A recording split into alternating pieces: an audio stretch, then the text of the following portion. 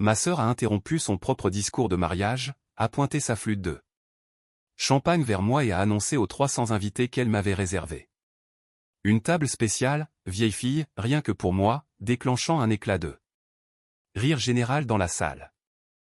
Ce qu'elle ignorait, c'est que le siège vide à mes côtés était destiné au patron milliardaire de son mari. Si l'arrogance des grandes fortunes possède une odeur distincte et mesurable, elle empeste. Exactement comme la salle de bal de l'hôtel particulier des de Beaumont. L'air était saturé du parfum des orchidées blanches importées, d'effluves capiteux et de cette pression étouffante et silencieuse de devoir être parfaite. Je me tenais près de la sculpture sur glace représentant deux cygnes entrelacés.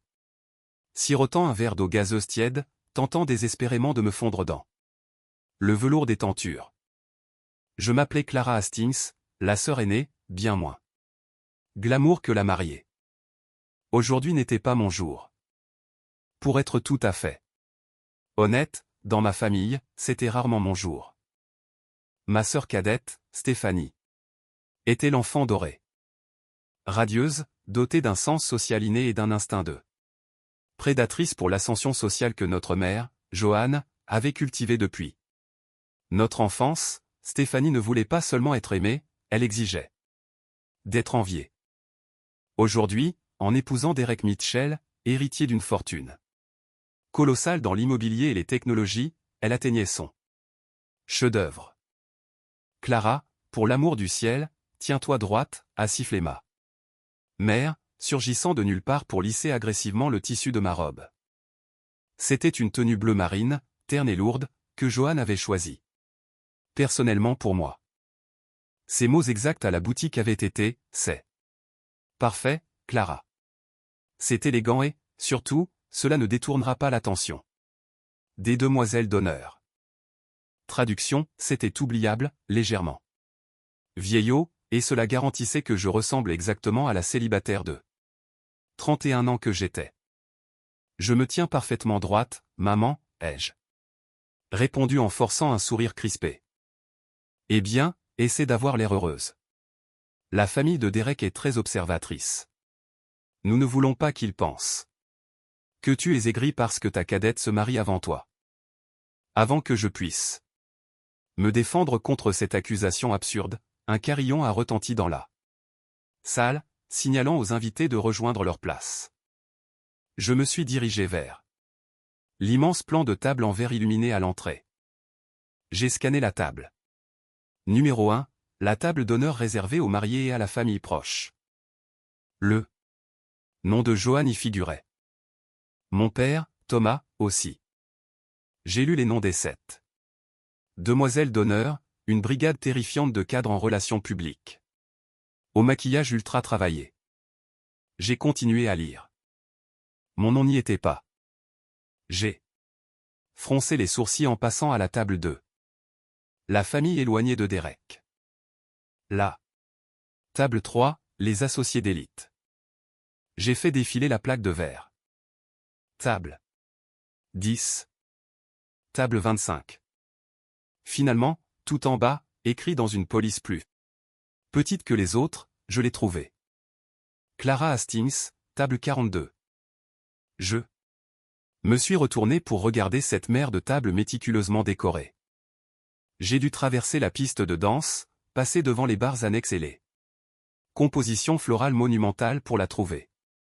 La table 42 était coincée dans le recoin le plus reculé, collée aux portes battantes menant aux cuisines. L'air n'y sentait plus l'orchidée, mais le rôti, le liquide vaisselle industriel et la panique. Je me suis assise, sentant une bouffée d'humiliation monter à mes joues. À ma table, il y avait tante Beverly, qui se disputait avec sa cuillère à soupe, et le cousin Eugène, qui sentait légèrement la naphtaline. Et s'était endormi avant même le service des entrées. Il y avait une chaise vide à ma gauche avec un carton sans nom. J'étais relégué sur l'île des jouets. Perdu. Ma propre sœur m'avait banni aux confins de son mariage.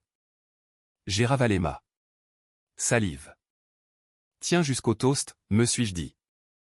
Mange, file par la porte de service et prends un VTC pour l'hôtel. 1 heure a passé. Le tintement des verres a marqué le début des discours. Le témoin de Derek a fait un speech. Vulgaire, mais luxueux. Mon père a rendu un hommage en larmes. Puis, Stéphanie a pris le micro. Elle était époustouflante dans sa robe sur mesure. Elle a remercié les parents de Derek. Elle a remercié ses demoiselles d'honneur, les appelant ses sœurs de cœur. Puis, ses yeux ont balayé la salle, ignorant les VIP, pour se fixer sur mon recoin sombre. Et bien sûr, je dois remercier ma grande sœur, Clara, a murmuré Stéphanie au micro. Une équipe de tournage a pivoté pour me localiser. Nous n'étions franchement pas sûrs qu'elle puisse venir aujourd'hui, a-t-elle poursuivi, la voix dégoulinant d'une fausse compassion. Quand le carton réponse est revenu sans invité supplémentaire, j'ai dit à Derek, il faut faire quelque chose de spécial pour elle. Alors, applaudissons bien fort Clara, qui tient seule le fort des célibataires à la table 42. On a même laissé une chaise vide à côté d'elle, au cas où le prince charmant déciderait de s'inviter. Le technicien lumière, parfaitement briefé par ma sœur, a braqué un projecteur blanc, aveuglant, droit sur moi. Pendant 3 secondes atroces, il y a eu un silence. Puis, le rire a commencé. Il a ondulé dans la salle, se transformant en un amusement général. Tante Beverly applaudissait avec enthousiasme, ignorant tout de la cruauté de la blague. Je suis resté figé, le spot me brûlant les yeux. Je voyais Stéphanie sourire, levant sa flûte vers moi. Derek riait si fort qu'il devait s'essuyer les yeux. Ce n'était pas juste une blague, c'était une exécution publique de ma dignité. Elle voulait cimenter sa victoire, montrer à sa nouvelle belle famille d'élite exactement où je me situais dans la hiérarchie. J'étais l'avertissement vivant, la vieille fille de service. Le projecteur s'est enfin éteint. La chaleur sur mon visage était insupportable. J'ai saisi mon sac, prêt à partir. Mais alors que ma main se posait sur l'anse, les doubles portes en chaîne du hall de service se sont ouvertes. Un homme est entré. Il ne ressemblait ni à un serveur, ni à un invité égaré. Il se déplaçait avec une grâce calmée prédatrice qui a fait s'écarter le personnel comme la mer Rouge devant Moïse. Il était grand, vêtu d'un costume bleu nuit sur mesure qui murmurait la richesse, plutôt que de la crier. Ses cheveux sombres étaient légèrement décoiffés, sa mâchoire carrée. Il s'est arrêté, ajustant ses poignets, ses yeux sombres, balayant la salle. Il a regardé la table d'honneur où Stéphanie fanfaronnait. Encore. Puis, il a regardé le plan de table qu'il tenait. Je l'observais depuis mon ombre. Ses yeux se sont rétrécis en voyant la table numéro 1. J'ai suivi. Son regard, à côté de Derek, à la place d'honneur, était assis un jeune homme d'une vingtaine d'années en blazer de velours, filmant bruyamment un TikTok.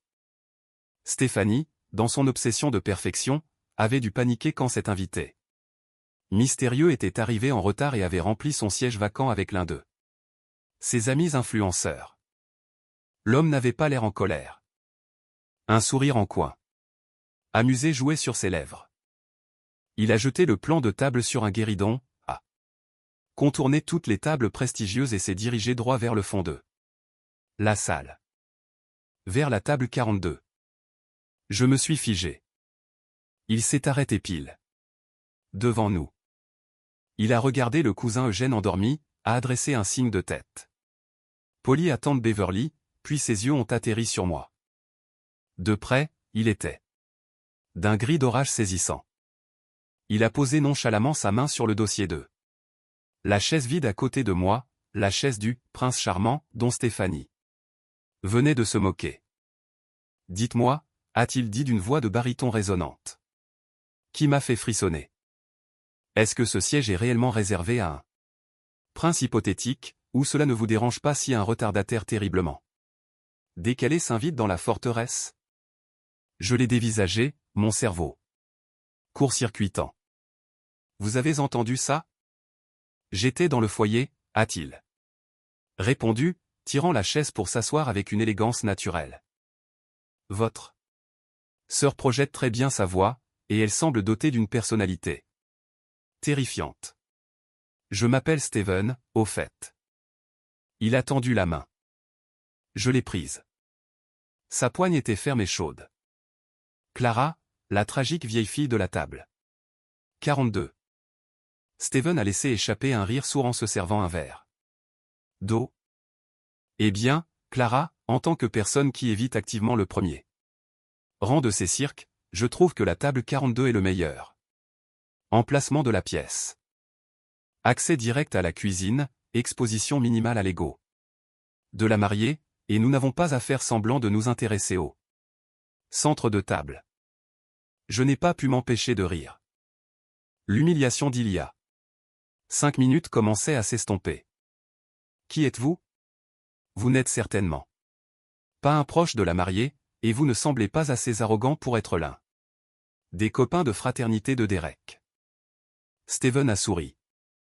Je connais Derek par le travail. Il m'a invité. J'étais bloqué à Londres pour finaliser une affaire. Alors j'ai raté la cérémonie. J'imagine que passer sous ce projecteur tout à l'heure a été une sacrée expérience.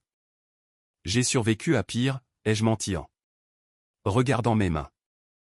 Stéphanie a une manière unique de se faire paraître plus grande en coupant les jambes des autres. L'insécurité porte souvent la tenue la plus bruyante, a noté Steven doucement. Il s'est penché vers moi, tout son intérêt focalisé sur moi, me donnant l'impression d'être seul dans cette salle chaotique. Soit dit en passant, Clara, le bleu marine vous va bien. Vous êtes la seule femme ici qui n'a pas l'air de désespérément chercher à prouver quelque chose. Une vraie rougeur a envahi mes joues. Nous avons entamé une conversation captivante. J'ai appris qu'il détestait le glaçage au sucre, préférait le whisky au champagne et trouvait les mariages de la haute société fascinants d'un point de vue psychologique.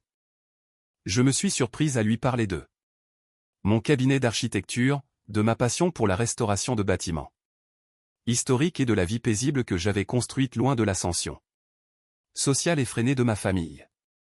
Il écoutait avec une intensité presque troublante. Nous étions en train de rire à une blague sur les ronflements du cousin Eugène quand j'ai remarqué un changement soudain dans l'atmosphère. Le brouhaha ambiant était retombé. J'ai levé les yeux. À la table 1, Derek était debout. Il était pâle, translucide. Il fixait notre coin, la bouche entr'ouverte. Il a secoué Stéphanie en pointant nos tables d'un doigt tremblant. Oh! Ai-je murmuré. Je crois que le marié vient de vous repérer. Steven n'a même pas tourné la tête. Il a pris une gorgée d'eau, calme. Laissez-le regarder. Stéphanie, suivant le doigt de son nouveau mari, a fixé nos yeux sur nous. Même à 30 mètres, je voyais la confusion tordre son visage parfaitement poudré. Elle a chuchoté furieusement à Derek, qui semblait au bord de la crise cardiaque. Soudain, Stéphanie a soulevé sa robe volumineuse et a commencé à marcher à grands pas à travers la salle. Derek la suivait comme un chiot. Terrifié. Les invités tournaient la tête, observant la mariée abandonner son trône pour marcher vers les cuisines. Ils viennent vers nous, ai-je chuchoté, mon anxiété revenant. Pourquoi Derek a-t-il l'air de vouloir pleurer? Steven s'est adossé à sa chaise, croisant les jambes, l'air absolument imperturbable. Derek dépend de mon fonds de capital risque pour maintenir sa petite start-up à flot, Clara. En fait, ma firme possède 70% de son entreprise. Je suis Steven Pierce. Mon estomac s'est noué. Steven Pierce. Le milliardaire impitoyable et insaisissable. Je l'avais lu dans Forbes. C'était l'homme qui finançait la fortune même dans laquelle Stéphanie s'immisçait. Vous êtes le patron de Derek, ai-je soufflé. Je préfère le terme de propriétaire, a corrigé Steven avec un éclat amusé dans les yeux. Et là, je suis juste un type assis à la meilleure table de la salle. Stéphanie est arrivée à notre table, à bout de souffle. Le ton mielleux et condescendant qu'elle me réservait d'habitude avait disparu, remplacé par une octave paniquée. Monsieur Pierce, a haleté Stéphanie en forçant un sourire. Nous sommes si incroyablement honorés de votre présence, mais oh mon Dieu, il y a eu une horrible erreur de placement. La wedding planée a dû perdre la tête pour vous mettre ici dans le noir. Derek est arrivé une seconde plus tard, transpirant sous son smoking. Steven, monsieur, je suis tellement désolé. Nous avons une place pour vous à la table d'honneur juste à côté de nous. Laissez-moi vous escorter. Steven ne s'est pas levé. Il n'a même pas décroisé les jambes. Il a regardé Stéphanie, puis Derek, son expression se transformant en glace. Il n'y a pas d'erreur, Derek, a dit Steven, sa voix assez froide pour congeler le champagne dans leur verre. Je suis arrivé en retard et j'ai vu que ma place avait été donnée à quelqu'un qui filmait une danse. Alors, j'ai trouvé une bien meilleure place. Non, non, on va le virer. A interrompu Stéphanie désespérément, me fusillant du regard comme si c'était ma faute. On va vider la table immédiatement. Vous ne pouvez absolument pas rester ici avec Clara. C'est la table de relégation. Steven a tourné lentement la tête vers moi avec une chaleur qui contredisait le froid qu'il adressait à ma sœur. Je suis en total désaccord, Stéphanie, a dit Steven, sa voix résonnant avec une autorité absolue. Je passe une soirée merveilleusement authentique, exactement là où je suis, en apprenant à connaître votre remarquable sœur. Alors, si cela ne vous dérange pas, nous étions en pleine conversation. Le silence qui est tombé sur nous quatre était assourdissant. La mâchoire de Stéphanie était littéralement décrochée. Derek semblait vouloir que le sol l'avale, et j'étais là, à la table 42, sentant le poids étouffant d'une vie d'humiliation se soulever soudainement de mes épaules. Le silence rayonnant de la table 42 semblait assez dense pour faire trembler les fondations de l'hôtel particulier. Les mains manucurées de Stéphanie tremblaient. Le bracelet de tennis en diamant, un quartier dont Derek s'était vanté, brillait sous l'éclairage tamisé. Ses yeux passaient de l'expression inflexible de Steven à mon visage, cherchant une chute qui n'arrivait pas. Monsieur Pierce, je vous en prie, a presque supplié Derek. La table d'honneur vous attend. Le PDG de Vanguard Logistique est là. Le maire est là.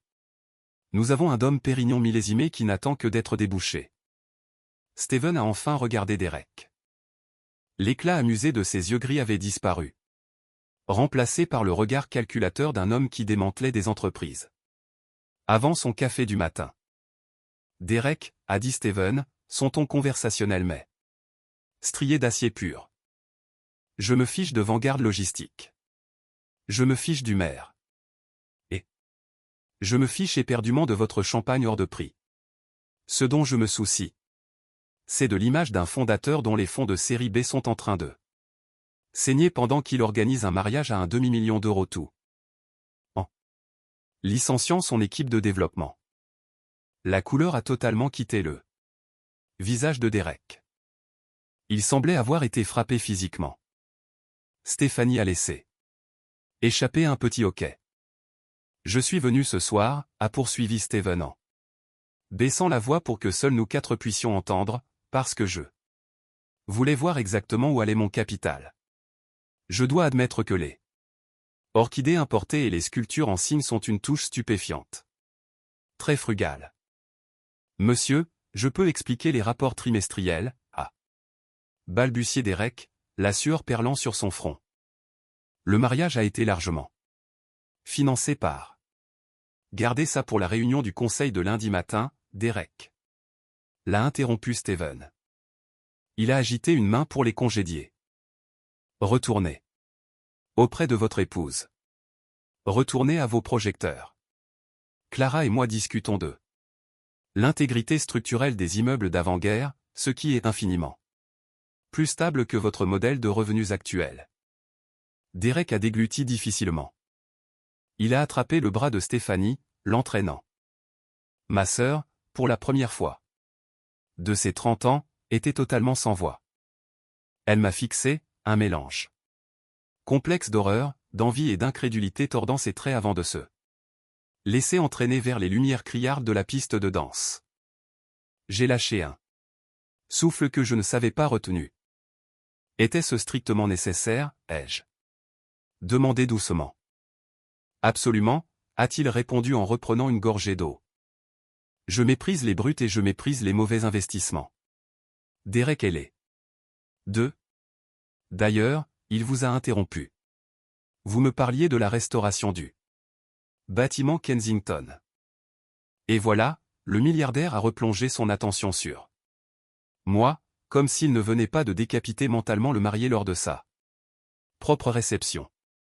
Pendant les 2 heures qui ont suivi, un phénomène bizarre s'est produit. La table 42, l'île des jouets perdus, est devenue silencieusement le centre de gravité de la salle. Le bruit s'était répandu comme une traînée de poudre parmi les invités, qui étaient assis dans le coin sombre.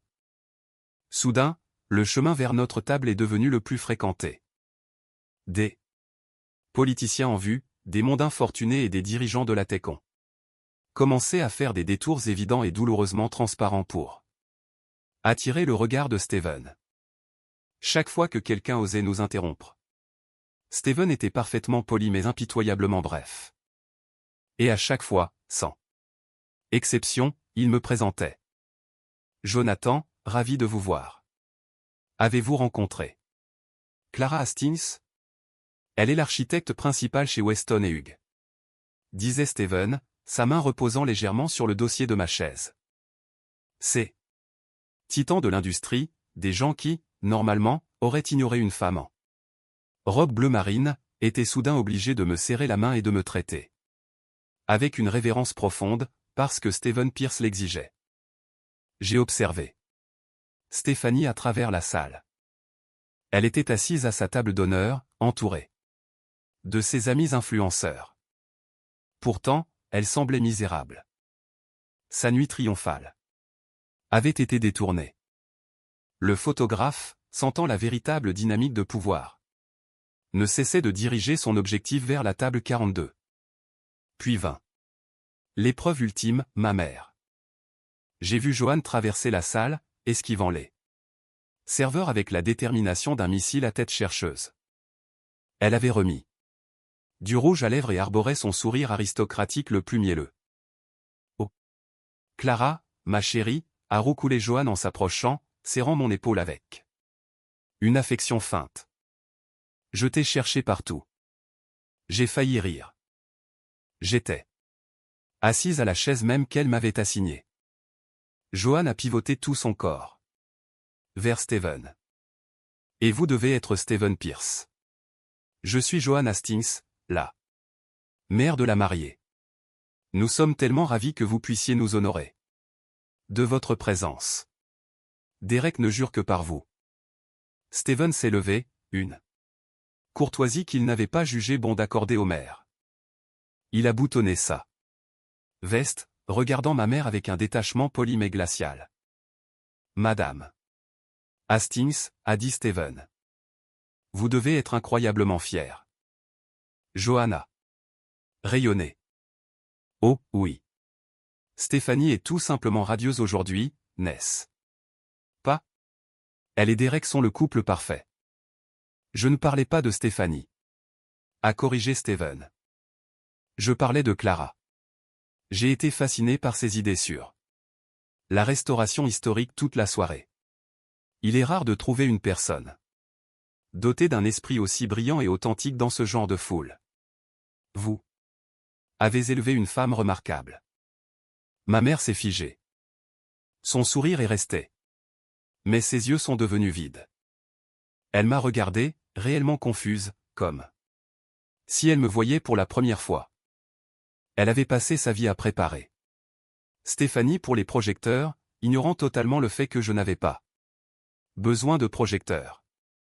J'avais juste besoin du bon public. Oui, enfin, Clara a toujours été notre travailleuse de l'ombre, a bredouillé Joanne, visiblement mal à l'aise de me complimenter. Profitez bien de la soirée, monsieur Pierce. Elle s'est enfuie, totalement dépassée. Steven s'est rassis, tournant ses yeux gris vers moi.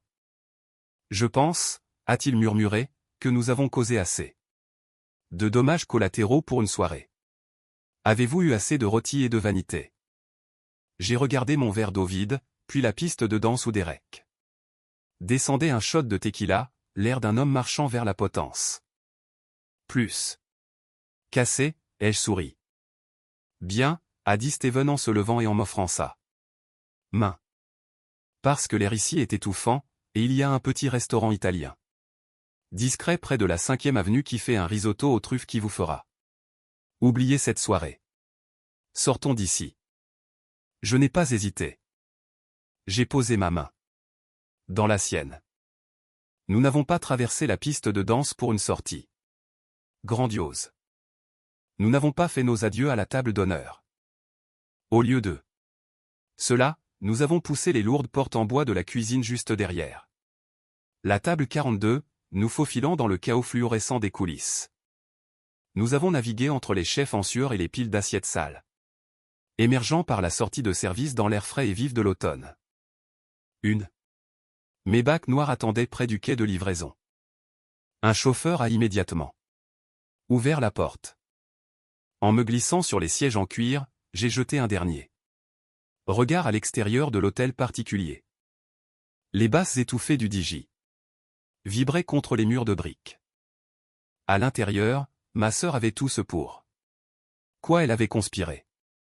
Mais alors que la voiture s'éloignait, laissant le domaine dans le rétroviseur, j'ai réalisé que je ne l'enviais pas une seule seconde. J'étais libre. Les mois suivants se sont déroulés comme une séquence rapide de karma divin.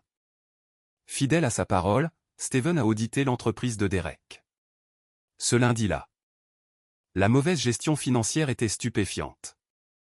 Derek a été sans ménagement démis de son titre de PDG, rétrogradé à un rôle opérationnel standard. Avec ses parts réduites à néant. Le luxueux appartement qu'ils avaient loué est soudainement devenu hors budget, forçant Stéphanie à annuler discrètement son reportage dans un magazine de décoration. Ils sont restés mariés, mais la façade de perfection était brisée. Quant à moi, ma vie a pris une trajectoire radicalement différente. Lors de ce dîner, Steven ne m'a pas seulement offert une romance. Il m'a offert le contrat d'une vie. Il avait récemment acheté un immense domaine en décrépitude du 19e siècle dans la vallée de l'Hudson et avait besoin d'une architecte principale qui comprenait comment préserver son âme tout en modernisant ses structures. J'ai pris le poste. J'ai quitté mon cabinet. Étouffant, j'ai lancé ma propre pratique et j'ai mis tout mon cœur dans ce projet. Steven et moi avons gardé les choses strictement professionnelles pendant 3 mois, mais les revues de plans tardives se sont transformées en dîner tranquille. 1 an après le mariage, je me tenais sur la terrasse en pierre du domaine restauré, tenant une flûte de vrai champagne millésimé. Le soleil se couchait, projetant une lueur dorée sur les jardins. Je portais une robe en soie vert émeraude que j'avais choisie moi-même. Ce n'était pas une tenue terne. Ce n'était pas fait pour se fondre dans le décor. C'était fait pour être vu. J'ai senti des bras forts s'enrouler autour de ma taille. Steven a posé son menton sur mon épaule, observant la propriété que nous avions ramenée à la vie. Tu es magnifique, a-t-il murmuré, déposant un baiser sur mon cou. Je suis juste contente qu'aucun projecteur ne soit requis. J'ai ri doucement, me penchant contre lui. Tu n'en as jamais eu besoin, Clara, a-t-il dit. Doucement. Tu avais juste besoin d'être assise à la bonne table. J'ai souri, buvant une gorgée de mon champagne. Ma sœur avait essayé de faire de moi une blague, me bannissant dans l'ombre pour élever son propre statut, mais elle avait oublié un détail crucial sur l'ombre, c'est là que vous pouvez clairement voir tout et tout le monde pour ce qu'ils sont réellement. La douce vengeance de Clara a-t-elle satisfait votre âme? Parfois, le meilleur karma consiste simplement à vivre votre vérité et à laisser l'univers s'occuper du reste.